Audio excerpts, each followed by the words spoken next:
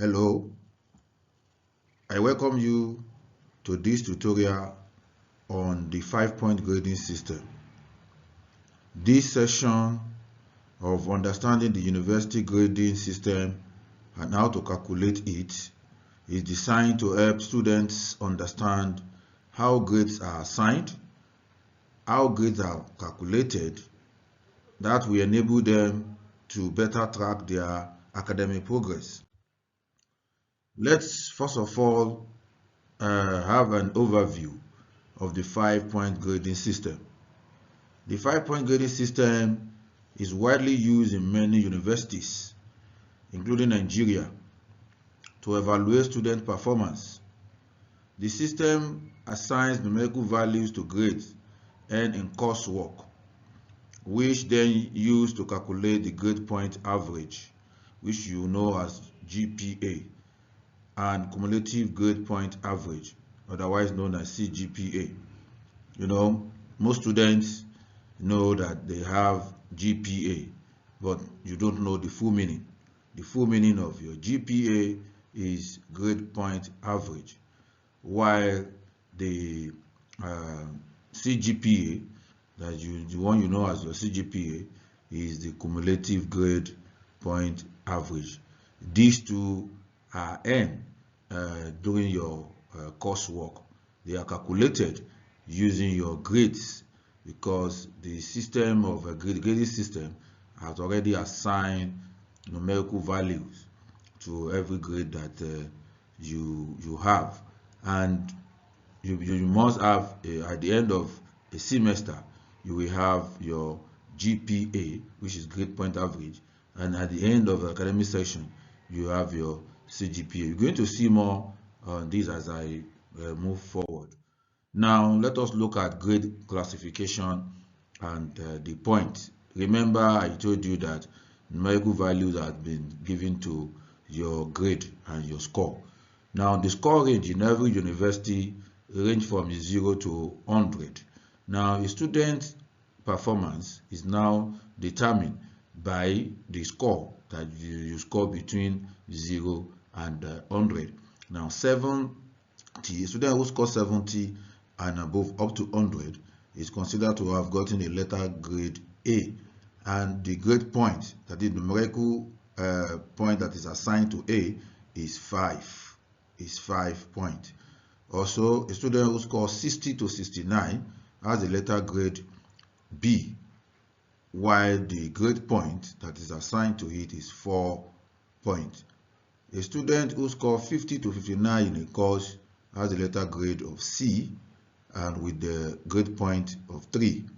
A student with 45 to 49 has a grade point of D with 2 points. Also, a student with grade point 40 to 44 is considered to have a letter grade of E, while having grade point 1. Now, a student that scored below 40, that is 39 down to 0, will be considered to have a letter grade F with 0 point as the point. So that student has definitely and actually failed that course. Let us look at the key terms that you must always remember when you are calculating either your GPA or your CGPA. Number one, there is always a credit unit, which means that this represents the weight of a course, which means that your course that you have registered for example, GNS 101, must have a credit unit that is the weight of that course. The weight of that course. We have courses that are 0 units, that has no weight. The one with 1 unit does not have much weight than that of 2 units, and also up to some university even have courses, especially your long essay, or you call it thesis, up to 6 credit unit. So your credit unit is very, very important. So when you are taking the course, for you to be able to have good GPA or CGPA, you must understand that there is a credit unit that determines the weight of that course that you are taking. Also, there is a grade point that I've said before. These are the numerical value assigned to each letter grade. For example, like I said in the last on the last slide, you will see that I mentioned that 70 upward you have A, 60 to 69 you have B. So the letter and that letter is assigned as A is 5, 4 for your B, 3 for your C, D is 2, while E is 1 and F is 0. You know, when you have this numerical value, that is the point that is attached to the score you have and the letter grade that you have. Also, you must have this term grade point average. I've explained that before at the beginning of this section, that the average point for all courses taken in a semester, you will see how to calculate it. That's the essence of this video. But you must note that there is what we call, so sometimes somebody comes to you and say, what is the GPA? Your GPA is your grade point average. And the last one that you must bear in mind is your cumulative grade point average, which is your CGPA. That is the overall average grade point for all courses taken to the most recent academic session. That is at the end of your first and second semester, you have your CGPA. Now we are going to be taking the calculation of the GPA, which is the grade point average. First of all, we are going to do the first semester calculation.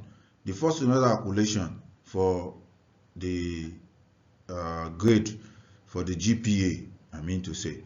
Now, this is your score sheet. For instance, you have taken these 5 courses: GNS 207, Part 201, Part 203, Part 205, Part 207.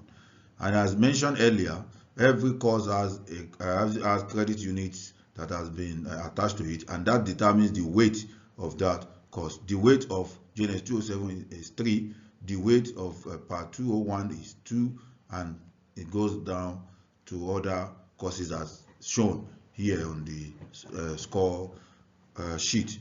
Now, as earlier said also, every score that a student has is attached to a letter grade, and such letter grade also has a weight, and the weight for A is 5, the weight for B is 4, the weight for C is 3, the weight for F in this course sheet is 0, and the weight for B here also is 4. Now, to now get the real weight, which is called the grade point of each of the courses, all you need to do is to multiply your credit unit by your grade point.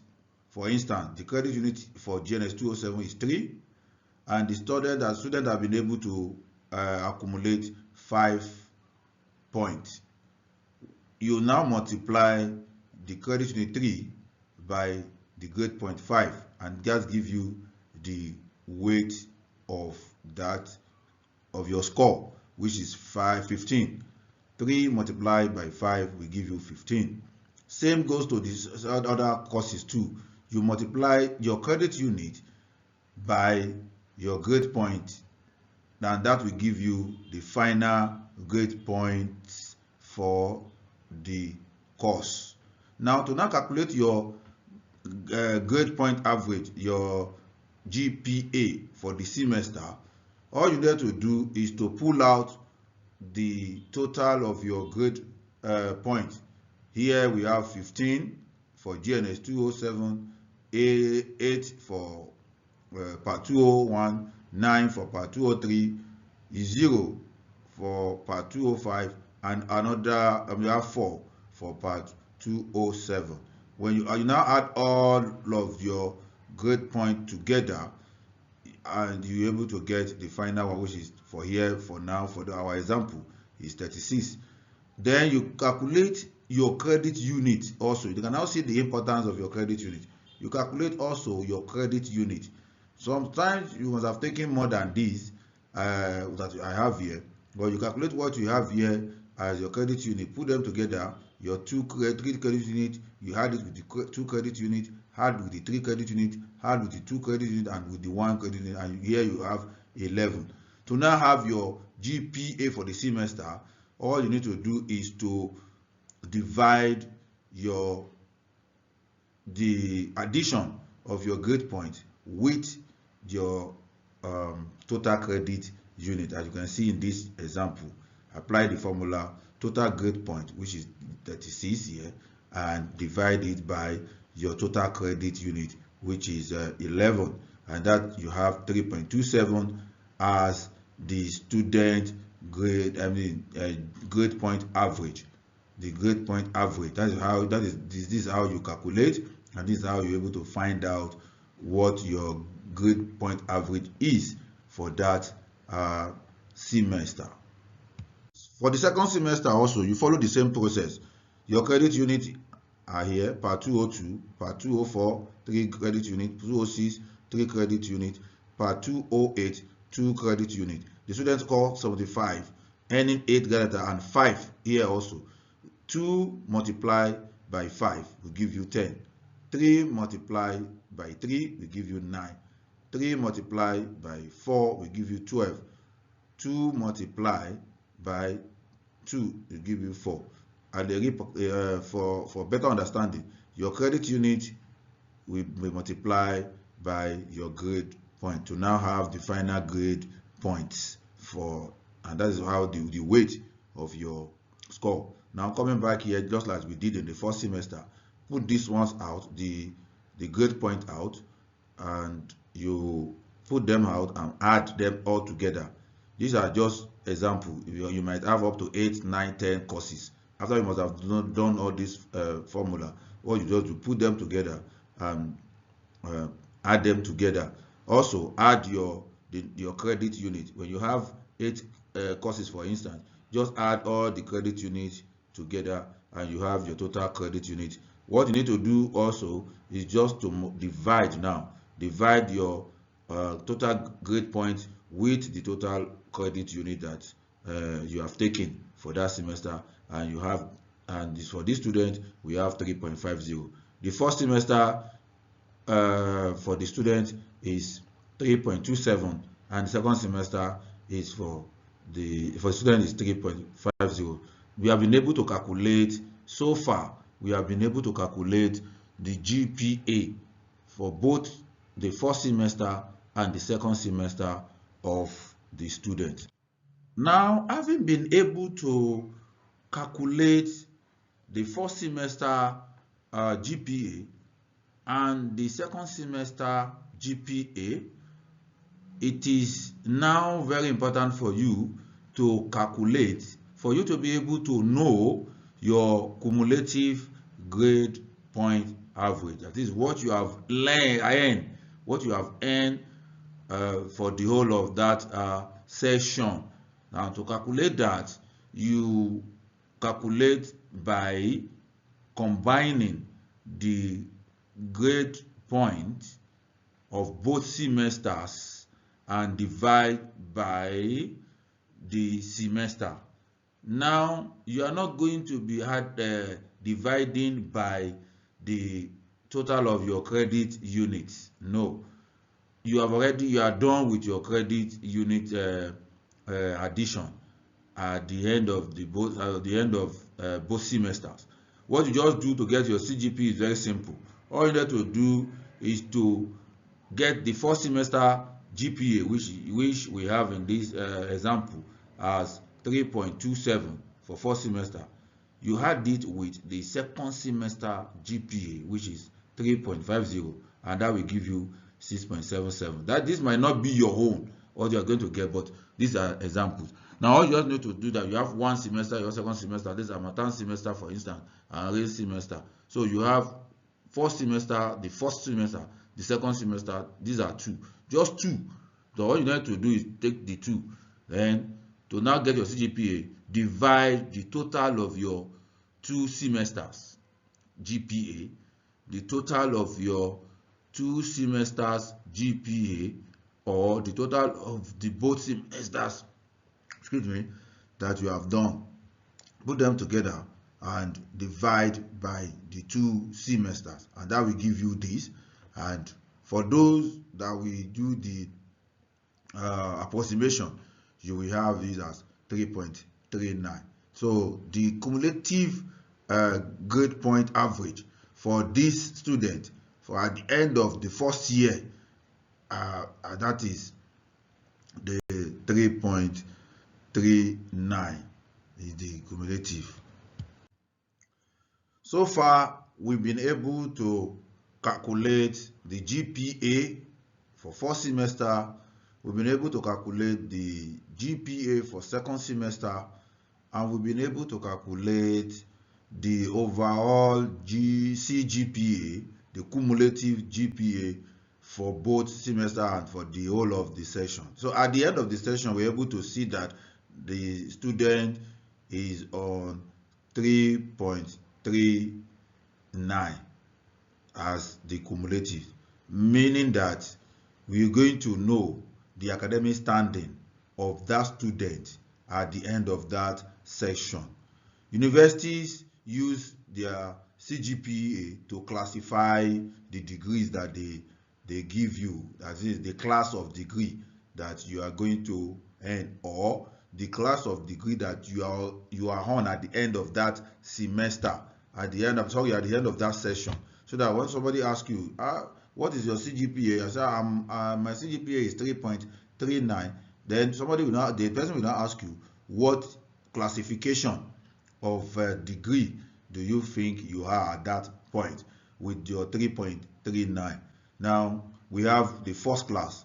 If your CGPA falls within 4.50 and 5.00, you have earned yourself a first class. When you have 3.50 up to 4.49 on the 5-scale grading system, you are on the second class upper.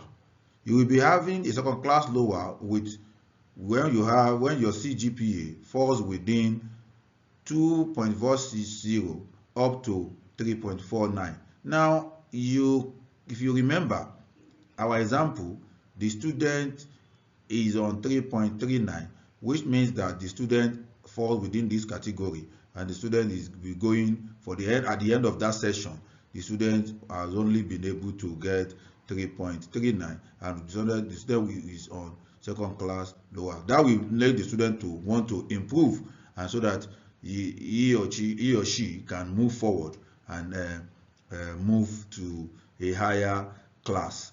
Then any student with 1.50 up to 2.39 will be having a third class. You have a third class, and when you see that, you can see that student, but a student that has this will now say that, oh, I'm on third class, let me put more effort so that I can move forward in the next section.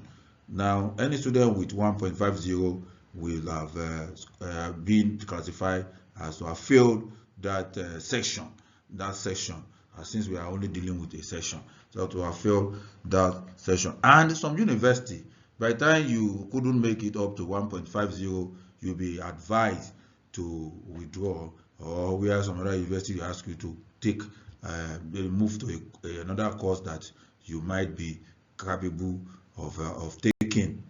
I mean, from university, we send you out of the university if you are not able to make up to 1.50 at the end of the academic section.